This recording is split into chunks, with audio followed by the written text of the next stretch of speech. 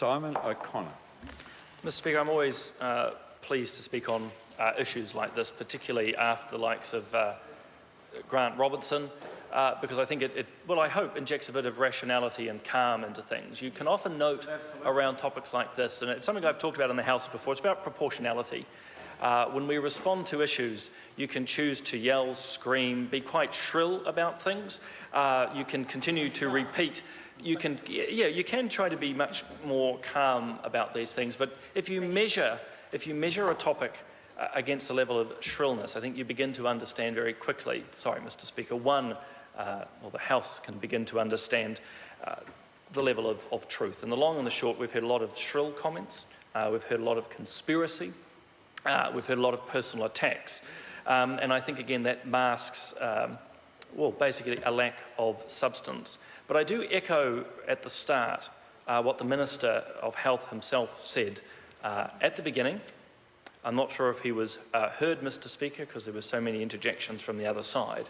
But that was that a mistake has happened. Okay? I'm more than happy to say that. Other members of this side of the House are happy to say that. The Director General of Health, Mr. Chai-Chua, has said that. A mistake has happened. Whether then you take a particular mistake to be a sign of a collapsing health system, I think that's out of proportion. I think if you start to use shrill language that this is a government that's arrogant and out of touch, again, shrill, Mr. Speaker. Interestingly, of course, it's been the thematic approach of the opposition for a while now. So I think it's important to put this into some context. The first, for me, if there is a theme, it's that the exception proves the rule. The exception proves the rule, and this is exceptional. It's a mistake. It's one that shouldn't have happened. We don't want to happen, didn't want to happen, and don't want to happen again. But it actually shows and proves just how well the health sector overall is performing. And look, mistakes do happen. The opposition know this. They elected Phil Goff and then got rid of him. But then they made the mistake and put in Shearer and got rid of him. And then followed through into Cunliffe, and now I think they're probably still regretting mistakes there.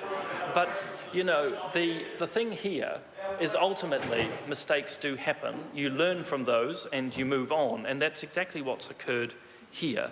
So $18 million has not been apportioned correctly, Mr. Speaker. It's a financial governance situation as much really as accounting and where things are placed and put. And really importantly, and I think it has been drawn to the attention of the House by other speakers, but this is within the departmental spend, not the operating spend. So I think most keepers will sort of understand out there that we have to have monies to run that department, and there are other New Zealanders out there, Mr. Speaker, who understand that we have monies to run the actual health system, the DHB itself. And so what we're talking here is a health department or a Ministry of Health that thought, hey, we will be able to fund the costs of refitting the building through savings in our departmental fund. They thought they could save $24 million. It turned out they were not able to save as much as that. They forecasted incorrectly, and instead they needed a further $18 million. A mistake has happened. The Minister was rightly informed in time and was importantly informed as a Minister as ought to be. But importantly, as an operational matter, the Director General of Health, as I understand things, moved very quickly, and particularly to bring in the likes of PricewaterhouseCoopers, PwC, to look through not only how this particular situation happened, but to see what financial considerations can be put in place to make sure it doesn't happen again. And I think that's fundamentally important. Context as well is fairly important, Mr. Speaker. The whole idea of a refit for government buildings is something that we've been looking at as a government for quite some time.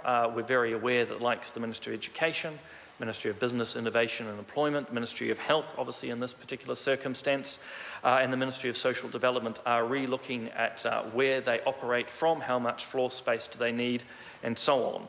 And as context to the fact that the Ministry of Health was trying to refit, which has brought about this $18 million dilemma, shortfall, is that ultimately the government was seeking to save around, I think, $338 million in expenses related to buildings to actually reduce the cost by about 30%. And I think it's really important to put, therefore, the $18 million that we're debating here today in the context of that wider $338 million savings. So again, it's all around proportionality, and some of the shrill nature of the debate is that we don't want to, in a sense, Mr. Speaker, you sort of lose the forest for the trees. This has been a project by the Ministry of Health and others to save a substantial amount of money. And yes, elements of financial governance has led us to this situation. Not ideal, but the systems have been put in place, I've been assured, as have others, to make sure this doesn't happen again.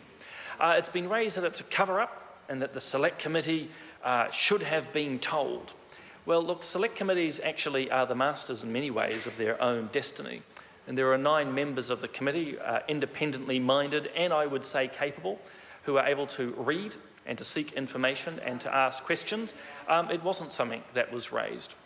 It wasn't raised and hasn't been discussed.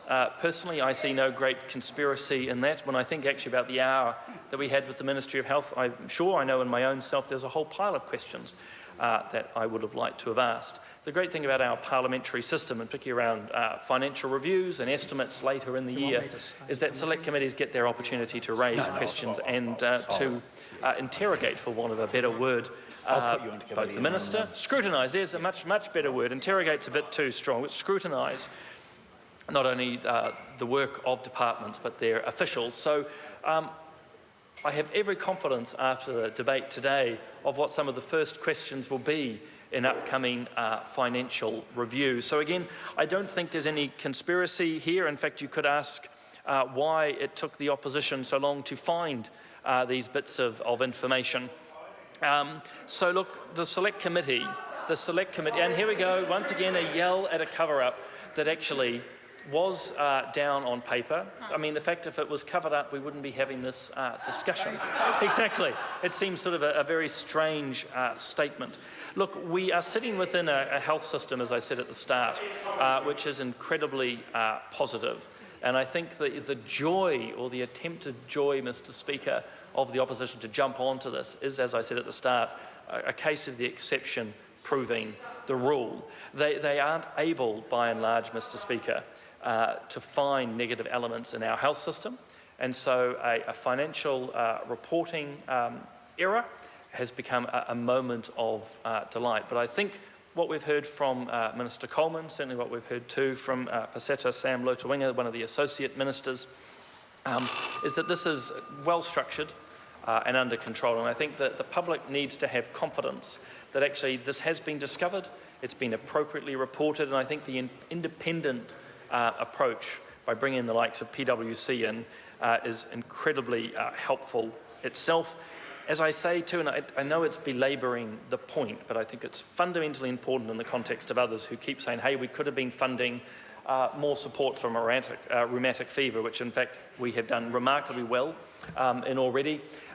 Some people say, oh, we need more funding for cold houses. Yep, there's always calls for more, and of course that this government has done, I think it's hundreds of thousands, 300,000 or more, I think mainly state houses. An amazing job there. So there's 2 points. One, the government has been doing a tremendous amount of work in all the areas of health which have been put forward. Great stories to tell there. But fundamentally, there's always calls for more in the health system. Those of us who have worked in it understand that. Those of us on the Select Committee understand that. But importantly, what we're talking about today is a departmental spend, not the operational spend. Fundamentally, Mr. Speaker, not $1, not 1 cent has been taken away from or is missing from the health budget, which leads to the tens of thousands more surgery under this government, to the real strong initiatives to reduce rheumatic fever, to the monies that have been put in to actually insulate homes around the country. Not 1 cent has been missing from that. We are talking in this context about a departmental budget, a mistake that has been acknowledged, and importantly, Mr. Speaker, a mistake that has been corrected, acknowledged, corrected, and processes put in place. There's not much more to be said in this proportionate speech.